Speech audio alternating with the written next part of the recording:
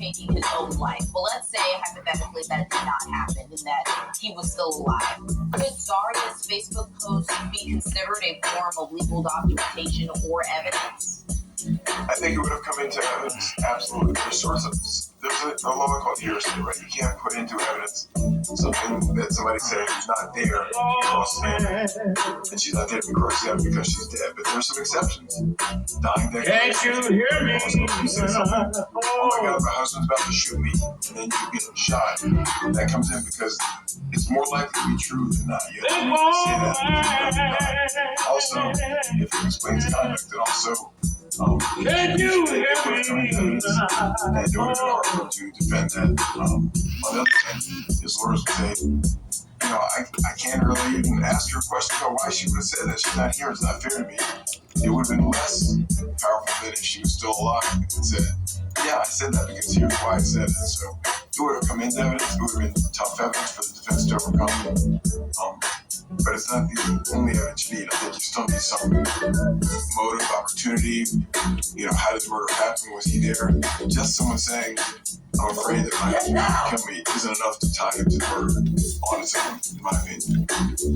And we know that we can't protect Zaria, but maybe someone else is in a similar situation. So what legal protections are usually available for someone in Zaria's situation? Well, this is going to sound crazy, but common sense, right? There are legal protections, but first things first. And we always tell people, a protection order, which you can get from the courts, is just a piece of paper. You can get an order from a judge. If there's real evidence of danger, or somebody has hurt you or threatened to hurt you, you can ask a judge to preemptively sign a document saying, this guy's not allowed to come to your house. And if he comes over, just call the police and show them this piece of paper. But before we get to legal stuff, it's all common sense, right? If you know someone's angry at you, leave. Get away from him or her. Don't be around her.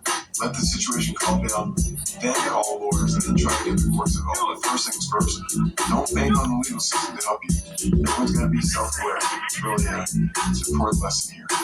Right. And it's really unfortunate because in a lot of cases we hear that people never think that it would go this far, right? No one ever thinks that, hey, if I don't leave right now, maybe my life is in danger. I mean, I know she posted about it, but still. So if you could just explain, if someone does feel like their life is in danger, how quickly can they obtain an emergency protection order? And also, just is that process as easy as it sounds? Because I know in a lot of cases, or in all cases, you have to put your address down, and a lot of people don't like to do that. Yes, and for you, I'm going to have to want to she was public, right? She would have a lawyer. She probably thought of telling the world, so he's not going to do it because now he knows that I'm empowering crazy people who want to do murder. That doesn't apply. So using a rational kind of, hey, I'm telling everybody it's going to kill him. It's him. Stop protect orders.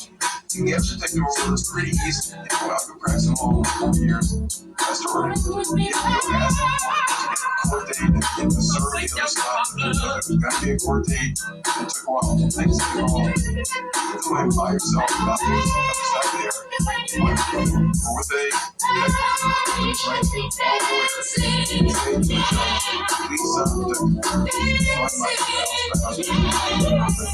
they can't be grounded.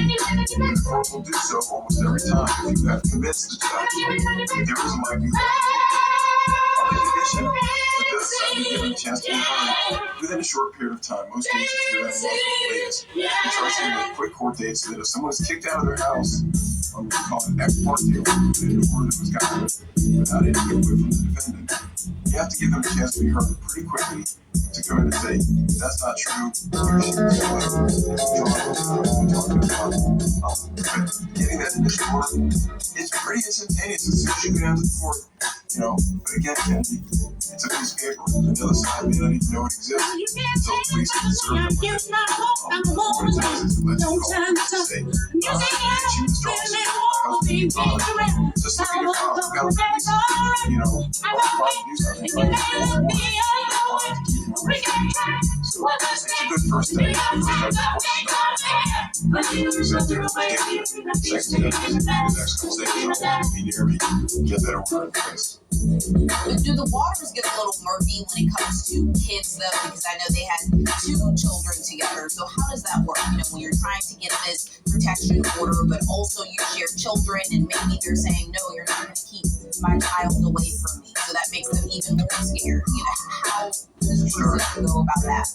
Well, there's a lot there, right? Because, of course, protective orders are good, they serve their purpose, but they also get abused, right? Some people come into judges and say, you know, I know how I'm going to get custody of my kids. I'm going to falsely accuse my spouse of being abusive. The judge will sign an order keeping my spouse away from me and the kids until we can get her. You know, hopefully, when the spouse comes in and gets her, the other side gets her, the judge reconciles it.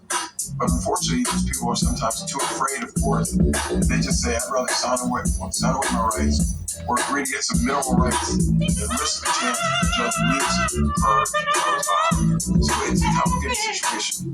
You know, getting good lawyers can help. Being prepared with the evidence, thinking about how would you explain yourself, your situation to someone who doesn't know you. How do you convince them?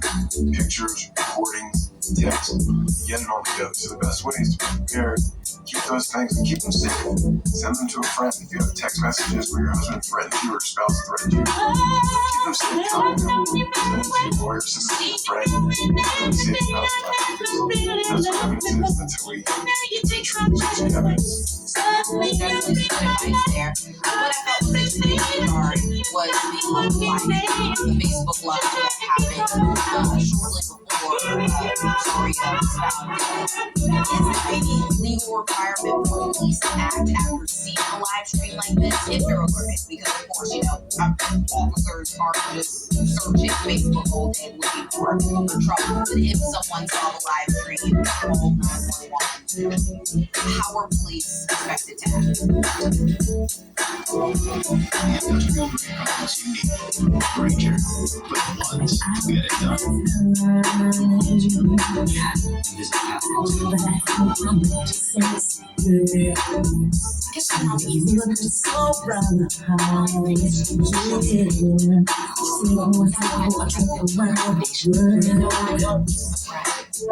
That's just right.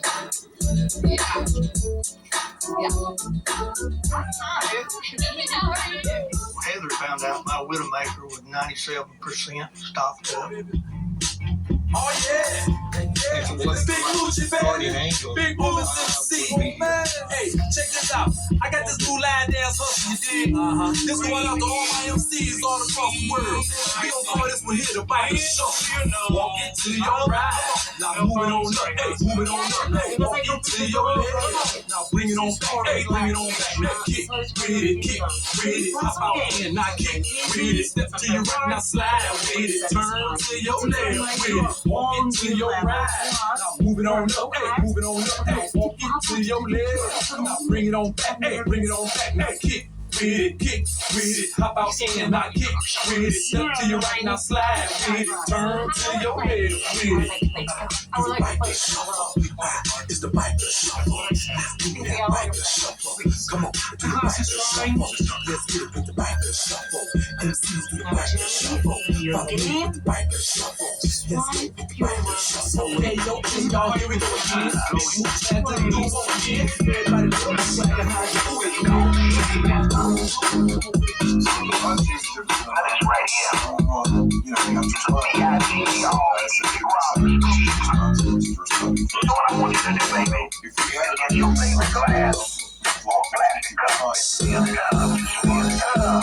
Sitting around with my family, hanging out with my old school friends.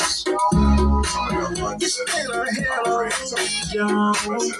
Now I'm ready to be with you.